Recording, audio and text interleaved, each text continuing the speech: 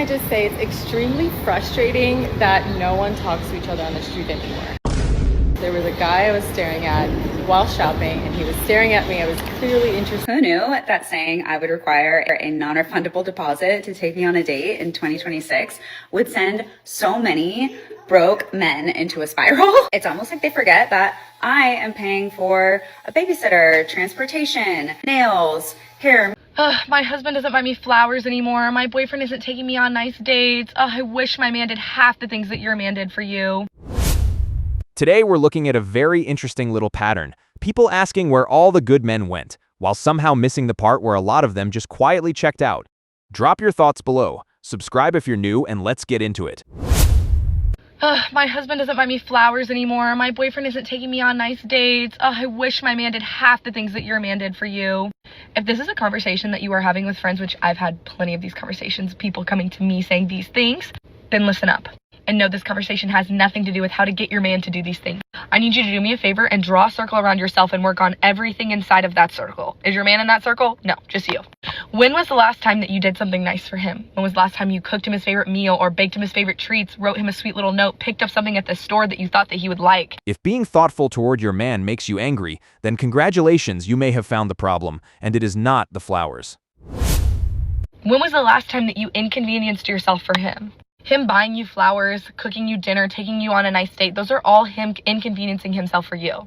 Have you even shown your gratitude to him? Have you ever been, said thank you or been appreciative of the things that he's done for you? The best piece of advice that I ever received was to outdo your spouse or significant other in love. It's easy for us women to think that we should constantly be pursued, but once you are in a partnership, it is a two-way street. A lot of men really are simple. A little appreciation goes a long way, but somehow, even that gets treated like an extreme sacrifice. Can I just say it's extremely frustrating that no one talks to each other on the street anymore. I just walked out of Whole Foods. There was a guy I was staring at while shopping, and he was staring at me. I was clearly interested in him, giving him all the signs, and he still didn't approach me. But I also didn't approach him, and what does that say about me? I guess I have to be that person in this modern day because men don't pursue women anymore. I just want to be pursued, and I guess I am part of the problem. So first it was, don't talk to me in public, and now it's, why won't anybody talk to me in public? Yeah, that rule book got rewritten a few times, didn't it?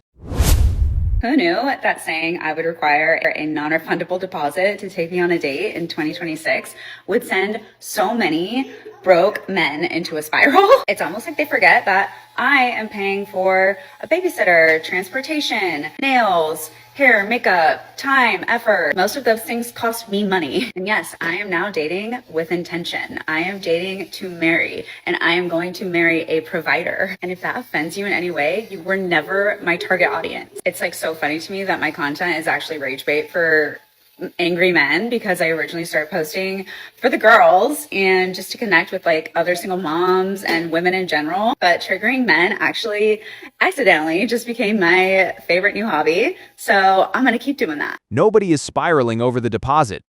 People are laughing because the idea sounds like trying to book a dinner reservation through a loan application. Don't cancel me, please. I'm just starting to get followers on this app. But as someone who really believes that women are worth their weight in gold, does anyone else feel like we're getting a little bit too money hungry, a little too this for that, a little too transactional? I was overhearing a girl having a conversation at the store, and she was like, yeah, this guy is nice or whatever. He wants to take me on a date so we can get to know each other, but I'm not going nowhere until he pays a bill. Why would he do that? I feel like there's a fine line that's being played with these days, and it goes from having standards and knowing your worth to kind of gross. Is it just me? Expecting a man to pay your bills before he even gets a date is not a standard. That is a subscription plan with eye contact. Hey, so do we have a romance recession? So Valentine's Day 2026, the data is out. Valentine's Day celebrations hit a record low in Australia in 2026, 24% down. So the data shows less people are celebrating Valentine's Day, fewer people are giving gifts on Valentine's Day, and then when they are giving gifts, they're spending less on those gifts. And data from Google Trends also shows that less people are searching for Valentine's Day gift ideas. So it appears that people care less. So just about the post, should we cancel Valentine's Day? It looks like many people have. At this point, Valentine's Day feels less like a holiday and more like an annual performance review for men. No wonder a lot of guys are just opting out of the whole thing. What the does that mean? I don't get why I'm still single. I don't get it. I'm a catch. What is going on in my life where I don't have a man? Or are my standards too high? Do I box myself in a corner all the time? Like nowadays, men today want to be chased. What happened to masculinity? What happened to chivalry? What happened to men courting women? So let me get this straight. The old-fashioned treatment is missed, but the old-fashioned behavior that used to go with it is somehow optional. Interesting little trade deal. What happened to that? Back in the day, dating was so much easier and it was fun. Today's dating is hell. You give a guy your number and all of a sudden you don't hear from them until like 3 to 4 days later. What was the point of me giving you my number? If you're not going to text me, I don't get it. The talking doesn't go as far as the actual app. There are no, oh, let me take you out to dinner. Let's go catch a movie. Let's go to a cafe and get to know each other. What's with all the endless text messages? What happened to men actually planning dates? What happened to it? I don't get it. How do you date? Of course, dating felt easier back then. When you're younger and getting more attention, the whole market feels a lot friendlier. That's not exactly a mystery. One thing that I've been noticing with guys when I go out is instead of them speaking to you directly, like if you're walking, let's say you're walking down the street, right? Y'all are on your way wherever y'all go, and you're walking this way, he's walking this way, he'll wait till you pass him, like right after you pass him to say, oh, like, oh, she's gorgeous. Oh, the baddies is out tonight. Oh, I can't, but did you see who we just walked? Like, oh my goodness. And it's given like girly. I'm sorry. That's something that girls do. And this is the funny part. Compliment a woman directly, and suddenly, you might be the villain of somebody's story time. So now guys are doing drive-by compliments from a safe distance. You are a man. Why are you waiting until I walk past you to say that you think I'm fine? Am I supposed to turn around and be like, hey, you talking to me? You think I'm pretty? Me, I'm good. Like, you're a man. Be a man. Be bold. Stand on it. It's given passive. It's given scary. Like, are you scared to go after what you want? Because if that's the case, then you don't need to come after no woman. None at all. Not me, no woman at all. She does not want men approaching. She wants the right man approaching, at the right time in the right way with zero awkwardness. Good luck with that system. Go after, I don't know. Stay on Instagram then. Keep it on the playground. Because it's like, for you to not say nothing until I walk past you, let me ignore you in your face. If I'm not going to talk to you, let me ignore you in your face. I'm going to ignore you behind your back too because I don't have no choice now. But like, who gonna be the boys? Who gonna be the boys? If you expect me to turn around and be like, oh, he said I'm fine. He said I'm fine. Hey, me, I'm fine, please. Who's gonna be the boys? And even when they say nothing, somehow that's still wrong. So the real issue is not the approach. The issue is the attention not arriving exactly how she pictured it. Okay, so how old are y'all? I'm 22. 22? I'm 19. You're 19. So in the Gen Z culture, what is the relevant way of like the dating? Is it through apps? Is it through just meeting someone in person? Like don't date. Yeah, that's just it. Really? Have a fuck buddy. What? Well, in some cases, yes, it's better to just live life and life. better yourself every day and just don't date. And don't accept no man. Hey, there's only 2 things in life that'll find you and you never have to find it. That's death and love. Hey. But you said don't date, but you already got a man, right? Yeah, but he came to me. I didn't go looking. That one is actually kind of sad. She's only 19 and already talking like dating has been through 3 bankruptcies and a natural disaster. Is it like a just a friendly benefit, or No, it's serious, huh? Yeah. Serious. But let me ask something. People y'all's generation, none of them are really into dating, huh? No, they're just into fucking. Yep. What? Into fucking, but like you can't be fucking on nobody else, but they can. Oh my gosh. Ooh, Well, They why? don't respect each. No, nobody. If you're all chasing the same highly desired guy, then yeah, you might not be the only one in his inbox. That part of the fantasy usually gets skipped. What is happening? Marriage in Australia is at an all-time low. Check out the trend the last 50 years. The only exception where in a year it did trend upward was directly post-COVID. So in COVID, we saw a drastic decline for obvious reasons. And then post-COVID, we saw an increase, but then it continued to trend down. The state with the highest rate of marriage is New South Wales, followed by Western Australia. And then the state with the lowest rate of marriage is Northern Territory. Now, whilst people aren't or opting to get married, it doesn't mean they're single, although the stats do show more people are living alone than in previous decades. A lot of men are looking at marriage now and deciding the risk just does not look worth the reward. Whether people like hearing that or not, that is the calculation happening. And you gotta play hard to get because men love the chase. They actually don't anymore, okay? They are not fucking with the chase anymore, let me tell you. Ladies, it has changed, okay? And look, I'm not actually unhappy about all of it. It's been ingrained in us as young women that not to be too easy, right? And that men love the chase and that they're only gonna want you if you don't want them. The chase is over. A lot of guys heard play hard to get and simply decided not to play. That should not be shocking. And you gotta play hard to get it, right? And I've always thought it was bullshit, honestly. I don't want to. That takes too much work, you know? But now it's gone too far the other way, where they want us to literally do all the work instead. It is unfortunate that both men and women are getting fed horrible advice, horrible information from both sides. That's really honestly pitting us against each other. Let's just literally treat both men and women the same, like how we want to be treated, equally, and I think we'll be good, right? When men are constantly painted as the problem, eventually some of them stop trying to audition for approval. That is not complicated. Instead of there being a male loneliness epidemic, there should be a male sexless epidemic. And maybe there is, I just don't know. Because when I was growing up in the 99s and 2000s, as a girl who liked to shake her ass, what I see now is appalling. It's what I noticed about the men. We're the men's Adam's apples.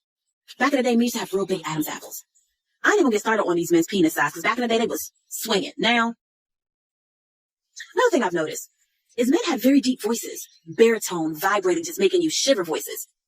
Now, everybody's voice is so high. Publicly mocking men and then wondering why men are less enthusiastic is a bold strategy. Not a smart one, but definitely bold. Another thing is, have you noticed that these men can't grow beards? And if they do have facial hair, it's really spotty. Back in the day, men used to grow all kinds of facial hair and just muscles and just beautiful bodies. Now, Another thing I've noticed too is that back in the day, men used to dress to impress. And men would take such pride in their appearance. And not only did they look good, they smelled good. Like you would hone in on a man by the way he smelled. These men nowadays, with their pants hanging off their ass, think a shoe game is having multiple pairs of tennis shoes, and they smell like weed. Why would a guy work to impress someone who already talks about men like they're defective products on a clearance shelf? Another thing. Let's talk about men staring at you at the club. They didn't do that back in the day. If a man did not dance and he was interested in you, he would at least ask you to dance a little bit, do his little two-step, hold your waist, y'all have a little conversation, y'all cackling. But now these men stare at you and they give stalker vibes. Let's talk about section behavior. You see a man in his section now, just full of men standing on the couches like they're the new baddies, standing all on the tables, on the stages, like it's so fucking weird. Women do that. And my biggest pet peeve is men used to have wallets and money clips. Now these motherfuckers got man purses. What in the... Listen, y'all new men will drive women's coochie up in a heartbeat. And instead of there being a male loneliness epidemic, y'all need a sexless epidemic. Honestly, it sounds less like concern and more like irritation that men are out having a good time without trying to win her approval. I think the men these days are being bred a little bit different. I think they're not as willing to be rejected or take a risk. And so I think that shows up when you're out and about. Like, men aren't really approaching as much as they used to. And I think they're more content kind of staying behind the phone, liking you on an app. I even get liking my Instagram pictures a lot, or liking my story. That's not considered making a move. I'm not going to do anything. I'm not going to see you liking my pictures and DM you being like, ooh. Hi. Yeah. I'm at minimum, They're you can dating you to right. Yeah. Right. That's not my job. So what is her part in the process exactly? Because from the way she explains it, the man is supposed to start it, plan it, carry it, and somehow enjoy the obstacle course too. I hate to be the bearer of bad news, but as a dating coach and matchmaker who's worked with over 6,000 men, I am here to report that many of the traits that go along with being a nice guy do in fact hinder you in the dating market. So let's dig into that a little deeper, because is it that, first of all, what makes a nice guy? Like what are those traits that you're talking about that hinder you? And then also, is it in the long run that nice guys do better? So maybe you're just talking about the dating scene versus the actual sealing the deal marriage situation. And that is where the nice guy loses twice. He plays the safe role, gets picked for stability, and then somehow still ends up taking the bigger hit later. Yeah. So I want to be clear, women find kindness and empathy attractive, but oftentimes the qualities that also make a man attractive early on dating are at tension with that. So being confident, not being worried about what other people think, going after what you want are all very attractive when it comes to dating. And so if you are overly agreeable and scared of what other people think, that's going to hold you back. It does feel like some people want kind men nearby, just not necessarily as the man they actually choose. Nice enough to lean on, not exciting enough to date. The classic example is the guy who's scared to rock the boat at work and go after that raise is going to be a lot less attractive to a woman than a guy who does go after that. So before everybody goes out to get a neck tattoo and start dealing drugs, is it possible that most people, when you think of nice guys, they confuse nice guys with tryhards, and that maybe what girls really don't like are tryhards? Absolutely. And if you are overly nice and you are afraid of what other people think, that often will hold you back from approaching a woman in person, for example. Even a confident guy has to think twice now, because one bad interaction can turn into a public story before he even knows what happened. Because inherently, if you are approaching strangers, you're going to hear rejection. You're going to get people who aren't nice to you back. And so if you're scared of that tension and you're scared of that adversity, then you're going to be less likely to approach. And that is also something that women find unattractive. Exactly. This is not just fear of rejection. This is rejection plus a possible highlight reel of embarrassment for everyone to clap at. I really need somebody to help me understand. Why are there so many amazing, amazing single women out there that want to be with somebody? And these dudes, so many of these dudes will not step up to the plate. Like, what is happening? Why are the men so all about hanging out with the bros and doing stuff with the bros? My bros, my bros, my bros, my bros, my bros. Like, why don't you want to marry me? Like, I'm amazing. I would still let you hang out with your bros. Like, maybe those women are great, sure. But if the entire pitch is we are all amazing, so why won't men line up, then maybe the sales pitch needs a little audit. What is happening? Why are there so many amazing single women? And don't tell me it's the women. It's like they are willing to commit. They do commit to other things. They take care of themselves. They're ready to get married. They want to get married. They are beautiful on the inside and on the outside. There are a lot of God-fearing women that are single. I'm just so confused. Like, I just genuinely don't understand why men don't pursue women anymore. It's just such a small amount of people that actually do it. The confusing part is acting shocked after waiting years to take commitment seriously, then expecting the same dating market to still be waiting in place. Every baddie I know is literally single right now. Every baddie I know is single right now. Put that in there. If you're feeling weird about it, it's hot girl summer. That's why you're single. Calling everyone a baddie like it's a life achievement is still wild to me. Somewhere along the way, the branding got way too generous. How does that look like for you? You live in LA. I feel like it's maybe more difficult. I don't know. Are you single? I am single. Okay. Yeah. So then maybe it goes for both of us. Okay. But this is so funny because I was actually just talking to my girlfriends about this. This is a very prominent conversation in all of our lives. Is like, I look around and I see beautiful, successful, intelligent, well-rounded, well-grounded, spiritual women who are fantastic, like caretakers, lovers. They're sexy, they're fun, they're adventurous. And I'm like, why are all these girls single? Men are not required to accept the resume just because it sounds impressive. People can call themselves perfect all day, but attraction does not work off self-reported scores. And based on the results, the reviews are mixed. Check out the members area below for early access, weekly lectures, and case study breakdowns. And if you enjoyed the video, click one of the videos on screen now. Take care of yourself, and I'll see you in the next one.